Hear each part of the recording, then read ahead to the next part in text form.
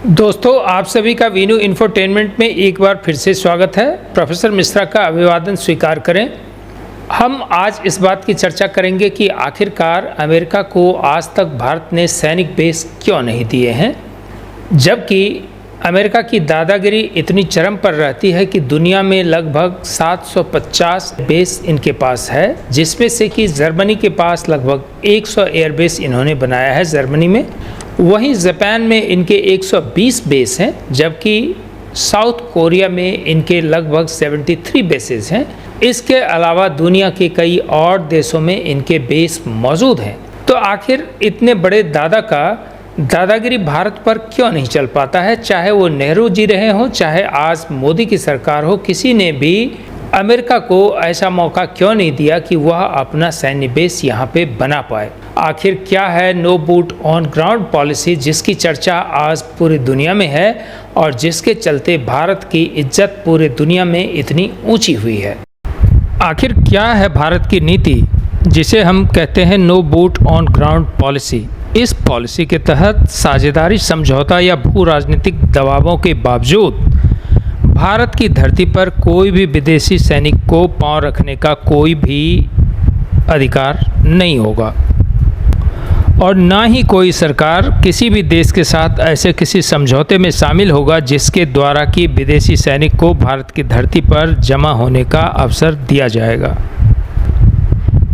अगर हम भारत के प्रशासनिक व्यवस्था को देखें और विभिन्न सरकारों को देखें तो चाहे नेहरू हो या मोदी, हर कोई इस नीति पर पूरे का पूरे अटल रहते हैं और इस नीति में किसी भी सरकार के बदलाव से कोई बदलाव नहीं होता है, क्योंकि यह देश की नीति है, किसी सरकार की नीति नहीं। आखिर इस तरह के नीति का निर्माण देश में क्यों किया गया है? इसके दो महत्वपूर्ण घटक हैं या कारक हैं जिसके वजह से इस तरह का निर्णय लिया गया है।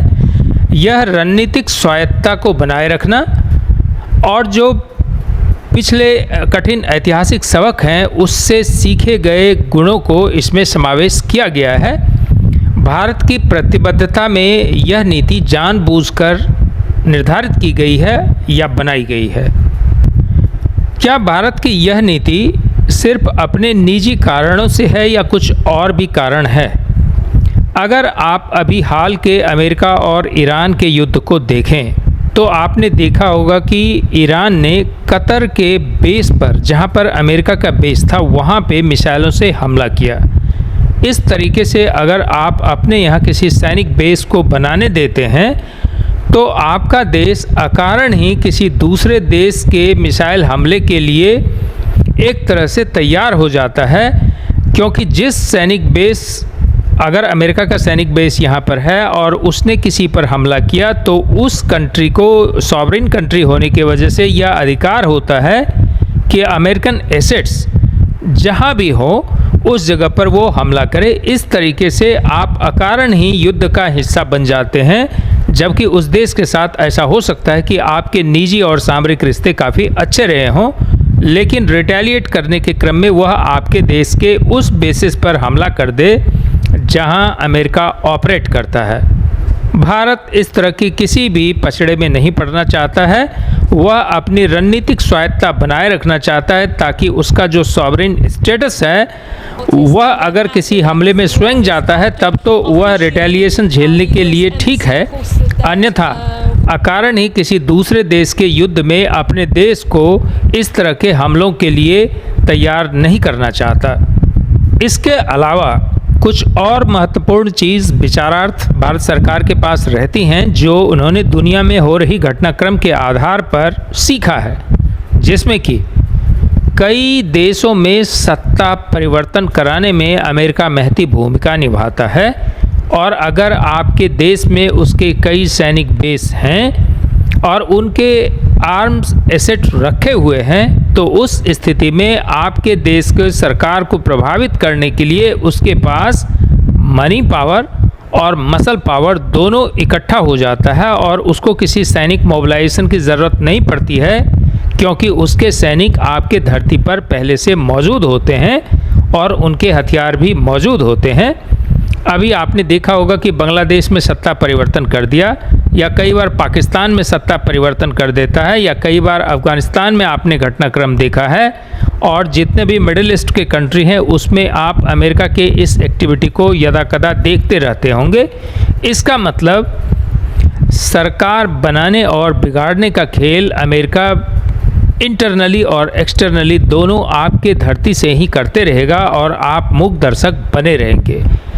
ऐसा अपॉर्चुनिटी दुनिया का सबसे बड़ा डेमोक्रेसी और जिसको कि स्ट्रेटजिक ऑटोनॉमी हासिल हो, वह कभी भी यह मौका किसी दूसरे देश को नहीं देगी।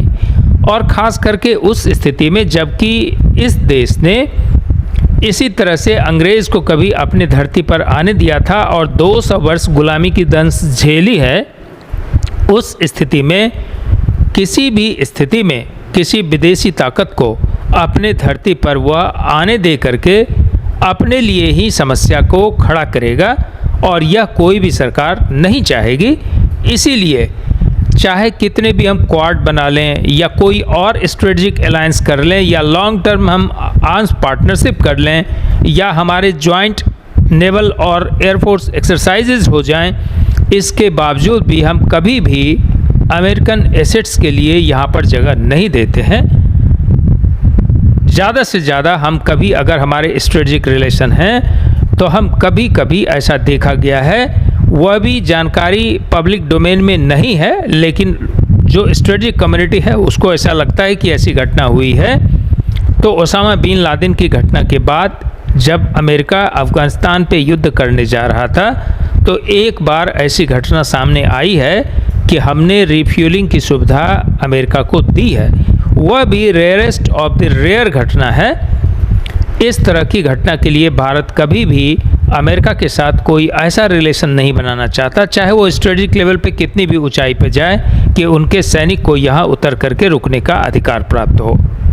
No boot on ground policy को अगर हम समराइज करें तो भारत का प्रतिरोध औपनिवेशिक स्मृति और समकालीन रणनीतिक गणना दोनों से उपजा है।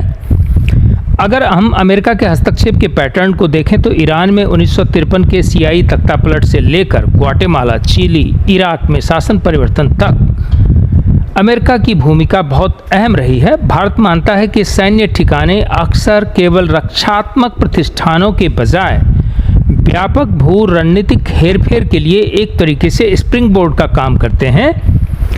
जून 2025 में कतर के अल उदीद बेस पर हाल ही में ईरान द्वारा किए गए मिसाइल हमलों ने विदेशी सैन्य संपत्तियों की मेज़बानी के जोखिम को स्पष्ट रूप से दुनिया के सामने लाया है। कतर हालांकि अमेरिका ईरान संघर्ष में शामिल नहीं था, इसके बावजूद भी केवल इस आधार पर इसे लक्ष्य बनाया गया कि उसने अमेरिकन एसेट्स के लिए मेज़बानी की है।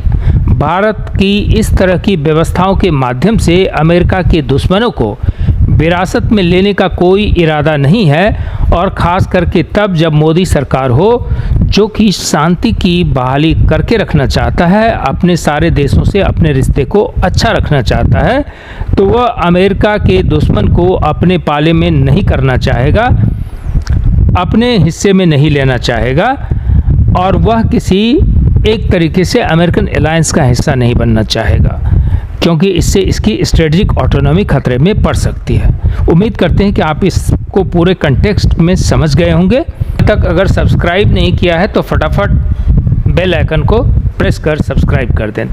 अगर ये कंटेंट आपको अच्छा लगा हो तो अपने दोस्तों के साथ शेयर करना ना भूलें। धन्यवाद।